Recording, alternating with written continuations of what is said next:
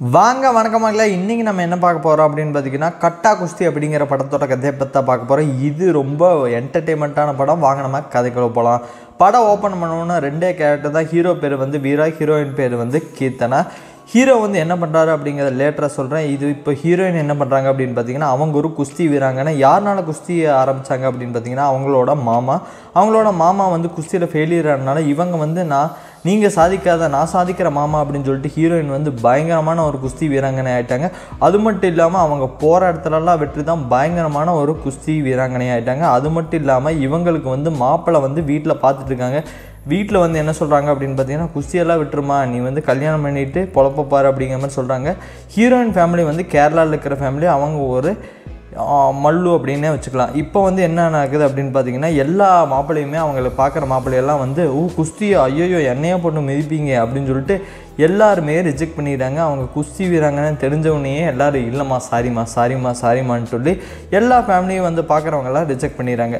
இப்போ அப்படியே கட் பண்ணோம்னா நம்ம வீராவை காமிக்கிறாங்க. வீரா யார் அப்படின்னு பார்த்தீங்கன்னா, அவர் ஒரு வந்து கபடி பிளேயர். அவர் வந்து ஊரில் வந்து வீராத்தனமாக வெட்டித்தனமாக சுற்றிட்டு இருக்கிற ஒரு ஆள் வந்து நம்ம வீராவுக்கு வந்து அப்பா அம்மா யாருமே இல்லை. அவங்க மாமா கருணாஸ் மட்டும்தான்.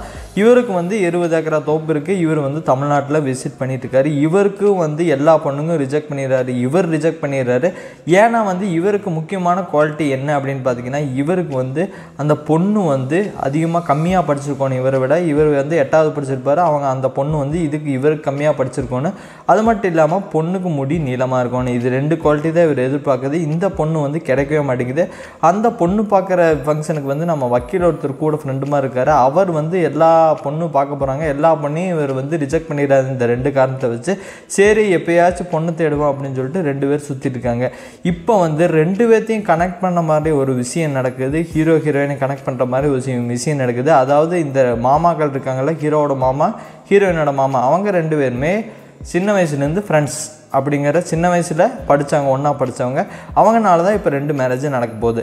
இப்போ ஹீரோயினுக்கு வந்து அது மட்டும் இல்லாமல் ஹீரோயினுக்கு வந்து ஏன் நிறைய மாப்பிள்ளை ரிஜெக்ட் பண்ணுறாங்க அப்படின்னு பார்த்தீங்கன்னா, ஹீரோயினுக்கு ஒரு தங்கச்சி இருக்குது. அதை ஒருத்த வம்பல் தங்கட்டிக்கு அதை வந்து ரோட்டில் வெறித்தனமாக சண்டை போட்டனால அது வந்து வீடியோ வைரலாகி, யாரா அந்த பொண்ணு சிங்க பெண்ணே தங்க பெண்ணேன்னு பாட்டு பாடி அந்த பொண்ணை பயங்கரமாக ட்ரெண்ட் பண்ணி விட்டாங்க. அதனால வந்து கேரளா சைடில் எந்த சைட்லேயும் மாப்பிள்ளையே கிடைக்க மாட்டேது. அதனால அவங்க ஃபேமிலியில் என்ன சொல்கிறாங்கன்னா, புரோக்கர் வந்து ஏமா இந்த கேரளா சைட் ட்ரை பண்ணாதீங்க, நீங்கள் வேறு ஸ்டேட் ட்ரை பண்ணுங்கள், அப்போ தான் உங்கள் பொண்ணுக்கு மாப்பிள்ளை கிடைக்கும் அந்த மாதிரி சொல்லிடுறாங்க. சரி அப்படின்னு சொல்லி அவங்க மாமா 2 பேருமே ஒரு நாள் மீட் பண்ணும்போது என்ன பேசிக்கிறாங்க, ஆமாம் மாமா என்ன பண்ணுற அப்படின்னு சொல்லிட்டு 2 பேர் பேசிக்கிறாங்க. அப்போ தான் வந்து இந்த எனக்கு ஒரு எங்கள் வீட்டில் ஒரு பொண்ணு இருக்குது அப்படிங்கிற மாதிரி அவங்க மாமா சொல்ல, நம்ம கருணாஸ் அப்படியாப்பா நாங்கள் பார்க்கலாமா அப்படின்னு சொல்லிட்டு இவங்க பொண்ணு பார்க்க போகிறாங்க. இவருக்கு வந்து இந்த 2 குவாலிட்டி வந்து முன்னாடியே சொல்லிடுறாரு. இவர் இந்த குவாலிட்டி இருக்கா அந்த பொண்ணில் அப்படின்னு சொன்னோன்னே இவங்க வந்து அந்த பொண்ணுக்கு ஷார்ட் ஹேர் தான், ஆனால் இவங்க வந்து சௌரி முடி வச்சு லாங் ஹேர் ஆக்கிறாங்க. அது மட்டும் இல்லாமல் அந்த பொண்ணு மிகப்பெரிய படிப்பு படிச்சிருக்கு. ஆனால் இவங்க வந்து 7வது தான் படிச்சிருக்கு அப்படின்னு சொல்லிடு பொய். ஏன்னா வந்து கல்யாணம் நடக்கணும்னா என்ன பொய் வேணால் சொல்லலாம் அப்படிங்கிற மாதிரி இந்த 2 பொய்யுமே சொல்லி நம்ம விஷ்ணு விஷாலா கல்யாணம் பண்ணுறாங்க. அதாவது நம்ம வீராவை. இந்த 2 பொய்யுமே நம்பி நம்ம இந்த வீரா என்ன பண்ணுறாருன்னா, ஆஹா இந்த பொண்ணு பாருப்பா எவ்வளோ முடி வச்சுருக்கு, ஆஹா இந்த பொண்ணு பாருப்பா எப்படி இருக்குது, இந்த பொண்ணு பாரு கம்மியாக படிச்சிருக்கு, இதுதான் வந்து வாழ்க்கைக்கு தேவை அப்படிங்கிற மாதிரி ஒரு மூட நம்பிக்கை. இது வந்து அவங்க மாமா ஃபீட் பண்ணது. ஏன்னா வந்து பொண்ணுங்க அதிகமாக படித்தா நம்ம பேச்சு கேட்காது அப்படின்னு சொல்லிட்டு நம்ம கருணாஸ் சொன்னனால இவர் வந்து அவன் மாமா படியே நடக்கலாம் அப்படின்னு சொல்லிட்டு இந்த மாதிரி குவாலிட்டியில் இவங்க 2 பேருமே கல்யாணம் பண்ணிக்கிறாங்க. இது கல்யாணமாக ஃபஸ்ட் நைட் வரும்போது ஹீரோயின் வந்து யோசிக்கிறா, கம்முன்னு சொல்லிடலாம், ஏன்னா இதுக்கப்புறம் தான் நம்ம 2 பேரும் சேர்ந்து வாழ போகிறோம், அதனால் சொல்லிடலாம் அப்படின்னு போகும்போது பொண்ணோட மாமா வந்து என்ன சொல்கிறாங்க அப்படின்னு பார்த்தீங்கன்னா, ஃபஸ்ட் நைட் அன்றைக்கி எதுவும் சொல்லாத, ஏன்னா வந்து இன்றைக்கி டிஸ்டர்ப் பண்ணினா மொத்த வாழ்க்கையும் உனக்கு டிஸ்டர்ப் ஆயிடும் அப்படிங்கிற மாதிரி ஏதோ சொல்லி மொத்தத்தில் வந்து ஃபஸ்ட் நைட் நடந்து முடிஞ்சது. அடுத்த நாளாக சொல்லலாம் அப்படின்னு பார்த்தா அடுத்த நாள் சொல்ல முடியல. ஹீரோவுக்கு வந்து அந்த முடி வந்து ரொம்ப பிடிச்சிருக்கனால ஹீரோ வந்து சொல்லுவார் என்னென்னா, முடி வந்து நல்லா கழுவி சுத்தமாக வச்சுக்குமா, தினம் தலைக்குளிமா அப்படிங்கிற மாதிரி சொல்லி இவரே வந்து சாம்பிராணி புகையெல்லாம் போட்டு விடுவார். எதுக்கு அப்படின்னு பார்த்தீங்கன்னா, நம்ம சௌரி முடிக்கு. இப்போ தான் ஊர்லேயே மிகப்பெரிய ஒரு பிரச்சனை நடக்குது. ஊரில் ஒரு வில்லம் மாதிரி ஒருத்தன் காமிக்கிறாங்க. அவன் வந்து இண்டஸ்ட்ரி வந்து வச்சுக்கிறான். அந்த இண்டஸ்ட்ரியில் வர கழிவு தண்ணினால் ஊரே பாதிக்கப்படுறதுனால நம்ம கருணாசும் நம்ம வீராவும் என்ன பண்ணாங்கன்னா கேஸ் போடுறாங்க. அதனால் வந்து கருணாசையும் வீராவையும் எப்படியா போட்டு தரலாம் அப்படின்னு சொல்லிட்டு இவங்க வந்து ஆளை வைக்கிறாங்க. ஆள் வந்து திருவிழா அன்னைக்கு இறக்கும்போது நம்ம என்ன ஆகுது அப்படின்னு பார்த்தீங்கன்னா, ஹீரோ வந்து ஃபைட் பண்ண போகிறாரு. ஹீரோ ஃபைட் பண்ண போகும்போது என்ன நடக்குது அப்படின்னு பார்த்தா, ஹீரோக்கு அடிபட்டுனால அவளை வந்து வெட்ட வராங்க. யார் அப்படின்னு பார்த்தா அந்த வில்லன். அப்போ நம்ம ஹீரோ ஹீரோயின் தான் குஸ்தி வீராங்கனே அடித்து பறக்க விட்றாங்க. அந்த ஃபைட்டர்ஸ் எல்லாமே ஊரே பார்த்து மிரளுது, யார்ப்பா இந்த பொண்ணு அப்படின்ட்டு. அந்த ஃபைட்டில் அந்த சௌரி முடியும் கையோடு வந்தது. மொத்தத்தில் எல்லாமே பொய்யுங்கிற மாதிரி இவங்களுக்கு தெரிஞ்சிருது. அப்போ வந்து நம்ம கருணாஸ் என்ன சொல்கிறாரு அப்படின்னு பார்த்தீங்கன்னா, இந்த பொண்ணெல்லாம் ஆகாதுப்பா, இந்த பொண்ணெல்லாம் ஆகாது, நீ டைவர்ஸ் பண்ணிடு அப்படி இப்படிங்கிற மாதிரி சொல்கிறாங்க. அப்போ வந்து கருணாஸ் போய் அந்த பொண்ணு கூட பேச போகிறாங்க. என்னம்மா இப்படி பொய் சொல்லி கல்யாணம் பண்ணிக்க, உனக்கு வெக்கமா இல்லையா அப்படின்னு பேசும்போது அப்படின்னு சொல்லி மிகப்பெரிய ஒரு வார்த்தையை வந்து பெண்ணுங்களை இழிவுபடுத்துற மாதிரி பேசுறதுனால நம்ம ஹீரோயின் வந்து பயங்கர கோப்பட்டு பழியனோட அப்பா போயிடுறாங்க. அது அப்பனவொன்னே என்ன ஆகுது அப்படின்னு பார்த்தீங்கன்னா, ஹீரோ வந்து நீ உங்கள் அம்மா வீட்டுக்கே போ அப்படின்னு சொல்லிட்டு ஹீரோயின் வந்து அடிச்சு துரத்திடுறாரு. அது மட்டும் இல்லாமல் இவருக்கு வந்து ஊரில் மரியாதையே இல்லாமல் போச்சு. ஏன்னா வந்து ஹீரோயின் தான் நம்ம ஹீரோவை காப்பாற்றினார் வில்லங்கிட்டேருந்து. அதனால வந்து ஹீரோயின் தான் வந்து எப்பா அவன் பெரிய ஆள்ப்பா, அந்த ஹீரோயின் மட்டும் இல்லைன்னா நீ எல்லாம் வந்து எப்போவோ செத்துருப்ப அப்படிங்கிற மாதிரி சொன்னனால இவருக்கு வந்து ரொம்ப அவமானமாக போயிடும். ஹீரோயின் வந்து அங்கே சோகமாக வந்து அங்கே வந்து அவங்க அம்மா வீட்டில் வந்து வாழ்க்கையை கடத்திட்டு இருப்பாங்க. அப்போ வந்து ஹீரோக்கு சும்மாவே கருணாஸ் வந்து உசுப்பேத்தி கூட இவர் வந்து ஹீரோக்கே தெரியாமல் இவர் கருணாசும் அந்த வக்கீலும் சேர்ந்து வக்கீல் நோட்டீஸ் வந்து அவங்களுக்கு விட இப்போ வந்து ஹீரோயின் வீட்டில் வந்து ரொம்ப உடஞ்சி போயிடுறாங்க. ஹீரோயின் வீட்டில் அவங்க அப்பா என்ன சொல்கிறாங்க அப்படின்னு பார்த்தீங்கன்னா, நீ என்ன பண்ணினா மறுபடியும் குஸ்தியில் போய் கலந்துக்கோ போட்டியில் அப்படிங்கிற மாதிரி அவங்க அப்பா அனுப்பிச்சுட்றாரு. இதை தெரிஞ்சுக்கிட்டு இவங்க வந்து என்னடா இது சமாதானம் பேச காலில் வந்து விழுந்து சமாதானம் பேசுறதுக்கு கூட இவளுக்கு இது இல்லையா, இவ பாரு குஸ்தி போட்டிக்கெல்லாம் மறுபடியும் பேர் கொடுத்துருக்கா, மாப்பிள்ளை நீயும் பேர் கொடு அப்படின்னு சொல்லிட்டு கருணாஸ் வந்து வெறியேற்றி விட்றாரு நம்ம வீராவை.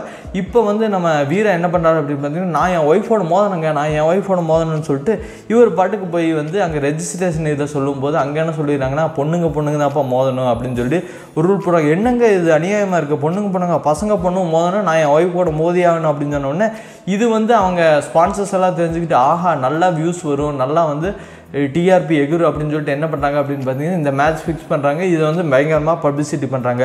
இப்போ வந்து நம்ம ஹீரோ வந்து குஸ்தி கற்றுக்கணும் இல்லையா, அவர் கபடி மட்டும் தான் தெரியும் சரி சொல்லிட்டு ஒரு மாஸ்டரை வந்து மீட் பண்ணி அவர் குஸ்தி கற்றுக்கிறாரு. எப்படி என்பது பார்த்தீங்கன்னா வெறும் 15 நாளில் குஸ்தி கட்டு வெறித்தனமாக குஸ்தி ப்ராக்டிஸ் பண்ணுறாரு. நம்ம ஹீரோயினும் அதே நேரத்தில் வந்து ஹீரோயினும் வந்து ப்ராக்டிஸ் பண்ணிட்டுருக்காங்க. இப்போ வந்து 2 பேருக்குமே ஃபைட் நடக்க போகிற அந்த நாளில் வந்து இந்த மாதிரி நடந்துட்டு இருக்கும்போது என்ன நடக்குது அப்படின்னு பார்த்தீங்கன்னா, ஹீரோவுக்கு வந்து அவங்க கருணாஸோட ஒய்ஃப் வந்து சொல்கிறாங்க, உன் மேலே அந்த பொண்ணு லவ்வே வச்சுருக்கு, அன்பே வச்சுருக்கு, என்கிட்ட அது எனக்கு வந்து கல்யாணம் ஆகிறதுக்கு முன்னாடியே எனக்கு இந்த விஷயமெல்லாம் தெரியாது குஸ்திங்கிறது, நீ வந்து உன் ஒய்ஃபை வந்து கடவுளாக பார்க்கணும், நீ ஏன் இப்படி பண்ணுற, பொண்ணுங்க உனக்கு அவ்வளோ கேவலமாக போச்சா அப்படிங்கிற மாதிரி அவங்க வந்து அந்த கருணாஸோட அவங்க அத்தை வந்து அட்வைஸ் பண்ண நம்ம ஆள் வந்து திருந்துறாரு. அப்போ தான் போய் அந்த ஒய்ஃப் எவ்வளோ கஷ்டப்பட்டுருக்கு, ஏன்னா இத்தனை நாள் இவர் ப்ராக்டிஸ் எடுத்து இவ்வளோ கஷ்டப்பட்டு இவர் பண்ணனால ஒரு குஸ்திக்கத்துக்கு 15 நாள் எனக்கு இவ்வளோ கஷ்டமாக இருக்கே, அவள் 15 வருஷமாக எப்படி கஷ்டப்பட்டுருப்பா அப்படின்னு சொல்லி இவர் மனசு உடஞ்சு போய் இவர் வந்து திருந்திடுறாரு. அதே நேரத்தில் ஹீரோயின் வந்து ப்ரெக்னென்ட் ஆயிடுறாங்க. அந்த டெஸ்ட்டு வந்து எடுக்கும்போது அந்த ஃபைட் நடக்கிறதுக்கு முன்னாடி டெஸ்ட் எடுப்பாங்க, அதில் ப்ரெக்னென்ட் ஆயிடுறாங்க.